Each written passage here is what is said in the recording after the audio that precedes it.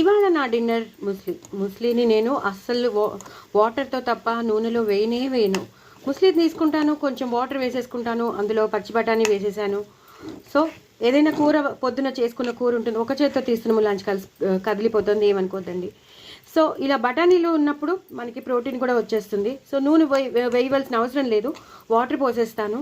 Water పోసేసి నేను ఇలా ఉడకబెట్టేసిన దాంట్లో మనం పొద్దున వండుకున్న కూర ఏదైనా ఉంటే అది కలిపేస్తాను, బఠానీలు వేసేస్తాను. ఇంకా ఉప్పు కారం వేయకుండా జస్ట్ వెల్లుల్లి కారం వేస్తే అది కూడా మంచిది కదా హెల్త్కి.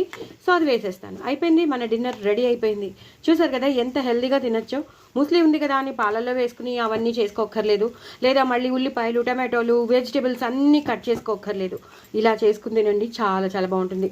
సో పొద్దున్న కూర ఏదైనా మంచిది, టమాటో కూర ఉన్నా ఏ కూర ఉన్నా అందులో కలిపేసేసుకుని, బఠానీలు ఉంటే బఠానీలు, పల్లీలు ఉంటే వేయించిన పల్లీలు ఉంటే పల్లీలు, శనగలు ఉంటే శనగలు, ఏదో ఒకటి మొత్తానికైతే ఇలా కలిపేసుకోండి.